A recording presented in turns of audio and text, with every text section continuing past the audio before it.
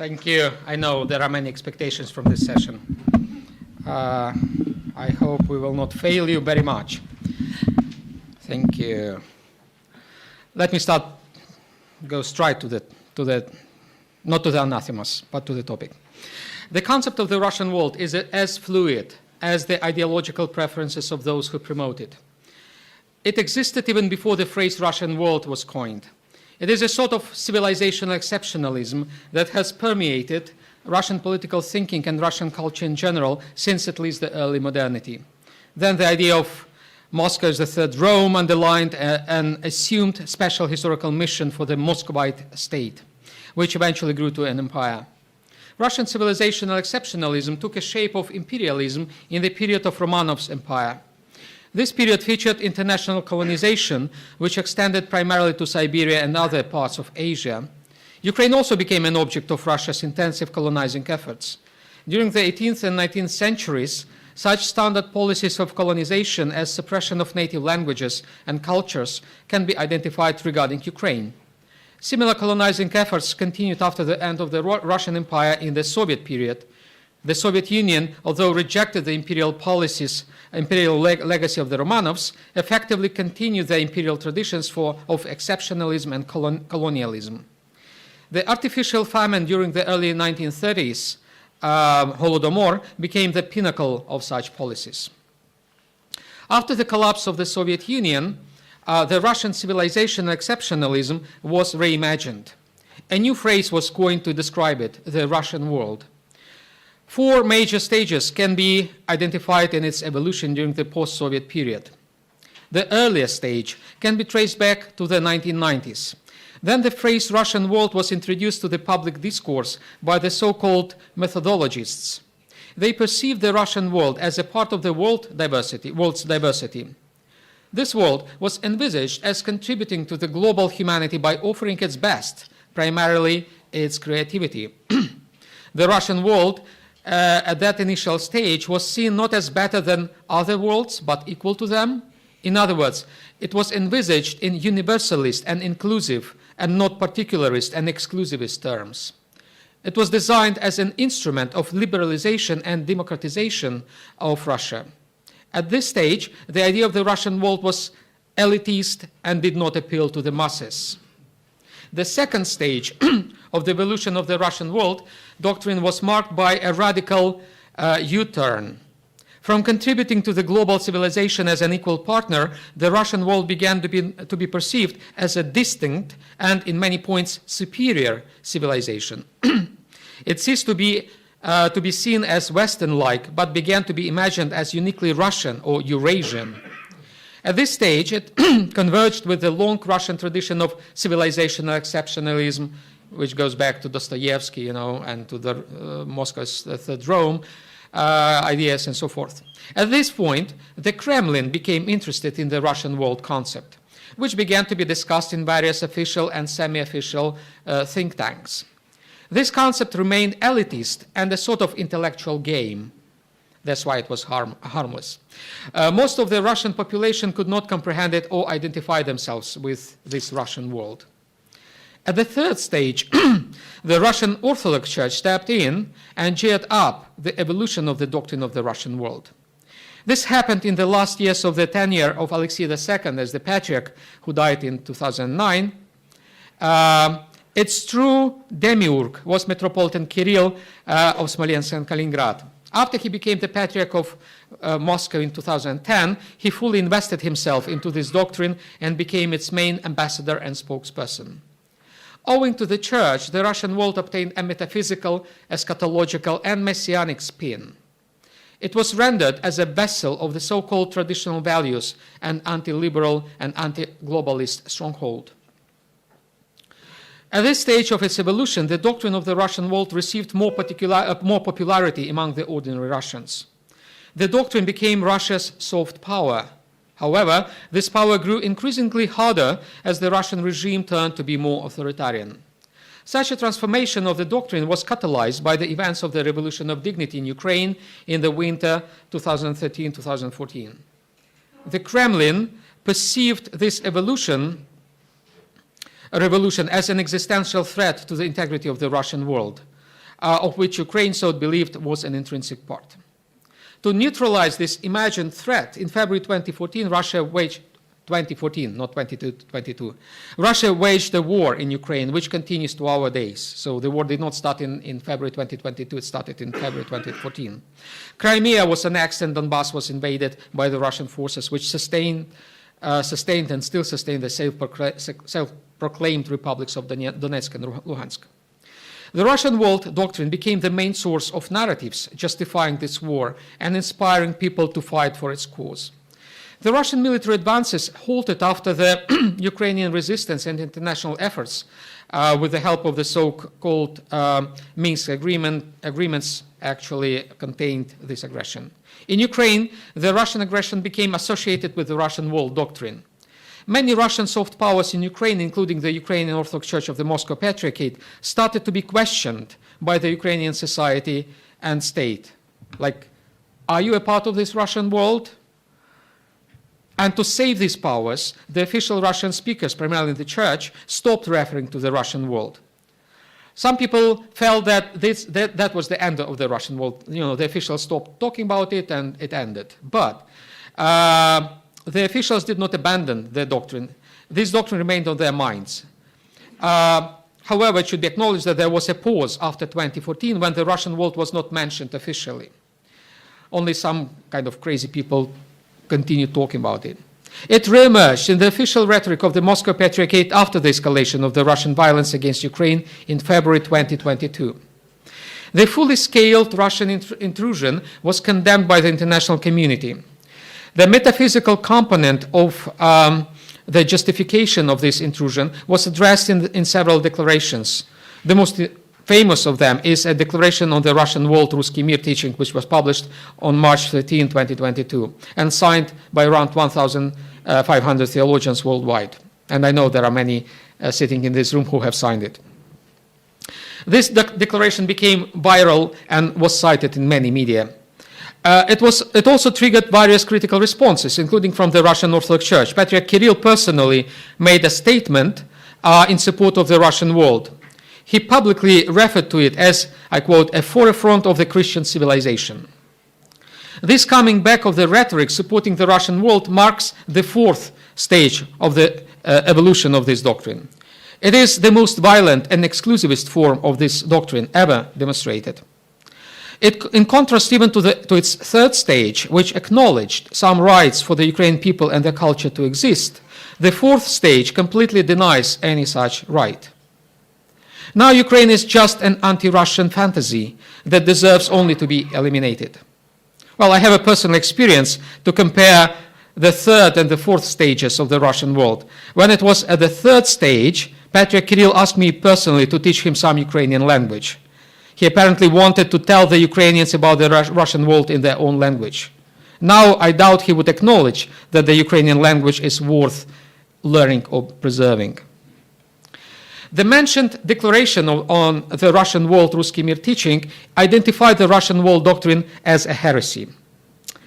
There is another critique of this declaration that came not from the Moscow Patriarchate, kind of officially, but from other theologians, some theologians who criticized this statement about whether the Russian world is really a heresy. And I'm going to address this point in the second part. That's good. That's a sign. In the second part of my presentation.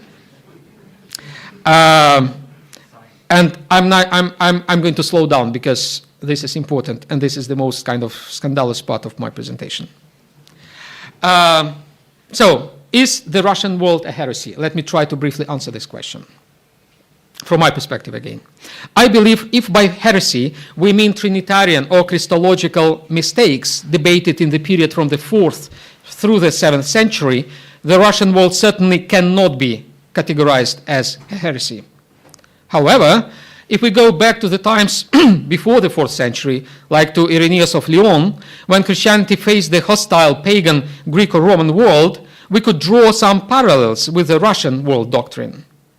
Both worlds, I mean the pagan Greco-Roman world and the Russian world, surprisingly, seem to feature the same dualistic, coercive, and riding on the confusion between religion and politics nature.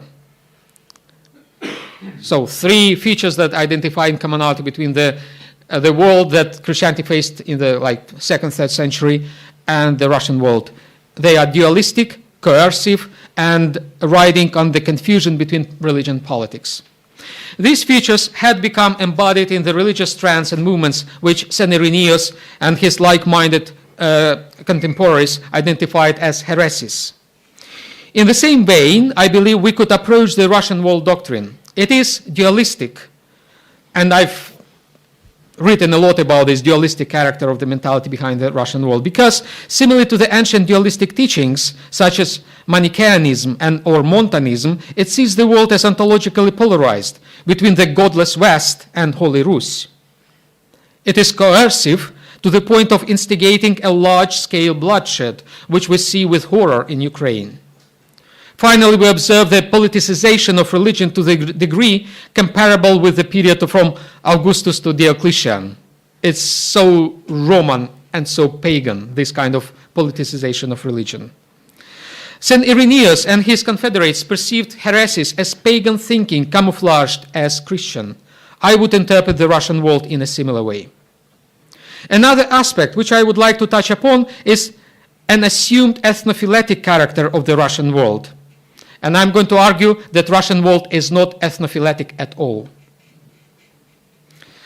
Yesterday, Metropolitan Ambrosius boldly and eloquently connected the Russian world with ethnophilitism. As we all know, philitism was condemned in 1872 by the Council of Constantinople, which defined it as an approach that brings to the church national differences, philetike diakrisis, and causes controversies on the ethnic grounds, ethniki eris. The council did not call philitism heresy, though, contrary to the common wisdom. It did not call. However, the official press of the Ecumenical Patriarchate at the time called it so as a heresy. For example, the official periodical of the Ecumenical Patriarchate, Ecclesiastiki Aletheia, characterized philitism as heterodoxy, literally kakodoxia ke heterodoxia. And the Antichrist's doctrine, quite strong wording, antichristianiki didaskalia. Well, I decided to drop vulgariki antichristianiki didaskalia, the original phrase. The Pan-Orthodox Council, which was held in Crete in June 2016, revisited philitism. It affirmed the ecumenical character of the council in Constantinople in 1872 and confirmed the condemnation of philitism. After the escalation of the war in Ukraine in February 2022, the most senior churches of Constantinople and Alexandria tried to connect the Russian world doctrine with ethnophilitism. Thus, the Holy Synod of the Patriarchate of Alexandria, at its session on November 22, 2022, I quote the communique of the Patriarchate, condemned the new ecclesiastical political theories of spreading the Russian world around the globe on the basis of nationality, end of quote. At the same time, the communique from the Alexandrian Patriarchate did not explicitly connect the Russian world with ethnophilitism. Such a connection was made 3 weeks later, very recently in mid-December, by the Ecumenical Patriarch Bartholomew. In his speech at the opening of the International Conference World Policy Conference for a Reasonably Open World in Abu Dhabi, he claimed that, I quote, the link with the past of ethnophilitism and the present of the Russian world is obvious, end of quote. It seems that there is a growing conviction among senior hierarchs that the Russian world ideology can be condemned as a reincarnation of the old ethnophilitism. The reality, let us be honest to each other and to ourselves, is that almost all local Orthodox churches are affected by ethnophilitism, each to its own degree. If we want to condemn the Russian Orthodox Church of ethnophilitism, it can backfire. We should condemn ourselves. To accuse only the Russian Orthodox Church of ethnophilitism would be unfair, I believe. At the same time, the Russian Orthodox Church has demonstrated the highest degree of ethnophilitism ever seen. Even the Balkan Wars in the early 20th century were less ethnophiletic. They were ethnophiletic, but not to the same degree, because they were less cruel and bloody than the Russian world in Ukraine. Moreover, I believe it is more accurate to call the Russian world not ethnophiletic, but just philetic, a philetic doctrine. The Russian world claims to be above ethnic boundaries. That is their point. They say we are not about ethnos, we are above ethnos. It asserts that the Russian-speaking nations, several nations of Eastern Europe or even Central Asia, can constitute one people, единый народ, which can be rendered in Greek as phili. Therefore, what can and should be condemned in the case of the Russian world is not ethnophilitism, but violent philitism, with emphasis on violent. Let me briefly explore in the end one more potentially heretical aspect of the Russian world. The Council of Crete in 2016 called philitism as ecclesiological heresy. I find this adjective very promising in treating the Russian world doctrine.